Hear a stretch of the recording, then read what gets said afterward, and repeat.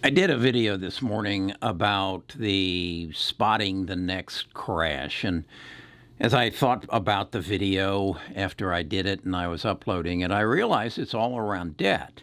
It's all around the concept that we buy things on time and we pay for them over time so that we can have them today.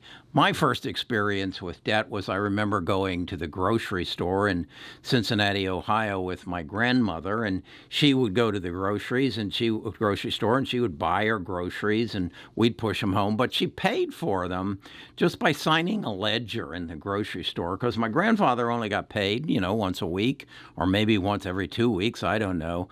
But when he got paid, I think on Friday, she would get her allowance from him, and she would go to the grocery store and she would pay the grocer pay off what she owed.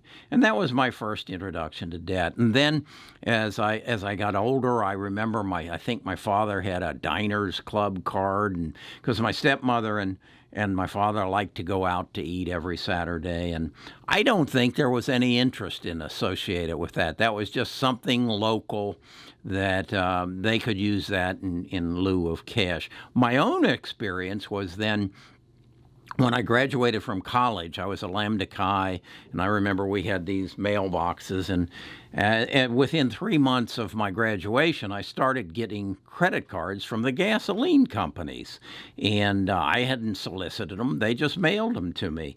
And at that point also, I remember getting a MasterCard and a Visa card, and I didn't know what they were. And I really didn't understand the concept for a long time. But what I've come to realize is that there's two parts to this whole thing. And let's talk specifically about MasterCard and Visa because they are the largest. And I think, in fact, Visa owns 53% of the market, and MasterCard owns another 33%. And then I guess American Express and Diners Club and some of the other smaller cards are in there. But what they do is they facilitate the payment for the merchant, and the merchant pays them based on the volume of business they do with them, anywhere I think from about 1% to 1.75% for the price that you charge. In other words, you charge $50, and a part of that $50 goes to MasterCard. So now it's on your credit card, and that is then paid. You pay to the bank. There is a bank on the credit card, such as I have a Visa card here, and it's a Capital One. I have another one. Excuse me, that's the Capital One. This is the Chase. So I make the payment to Capital One or to Chase, and they charge me an interest rate if, in fact, I don't pay it on time. The fact is, I pay it on time. I pay it up every month. But if you run a balance, the bank charges you interest, and that interest right now can be up as high as 21%, and they give you incentives to use their card. They give you, a cash back thing, or they give you points that you can use with your airlines or products. In fact, the card I use the most is American Express. I have to pay a fee, a $250 a fee for this gold card, but I like the way they treat me. If I have any questions on a charge or somebody charges them, I just call them up and they take it off, and it's their problem. So that's why I use them. So the mechanics of it again is that Visa and MasterCard get paid from the merchant, and they also get some money from the banks for providing them the ability to have such as Capital One, a Visa card. And then Visa does the marketing of the card and makes it available to you and I. So the credit card business is a very healthy business. In fact, it grew through the years. It really started with Bank of America, and there was a Bank America card in 1958. I wasn't familiar with that, and at that point, they didn't charge interest. They had that was, but when they, or excuse me, that was when they did start to charge interest, and they had minimum payments, and they kind of lured you to buy it today and enjoy it today and pay for it tomorrow. And I think that's really a concept of the baby boomers.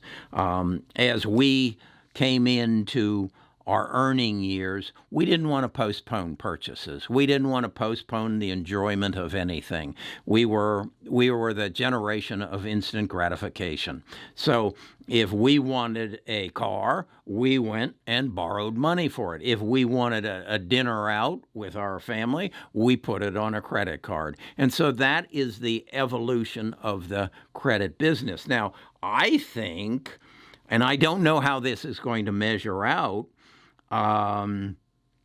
Square goes around the credit card business, and they deal more directly, and they facilitate your payment more instantly and the movement of money more instantly. I know when I go to foreign countries and I use my credit cards, there's usually a surcharge for transacting business in other countries. Some of the credit cards do, some of them don't.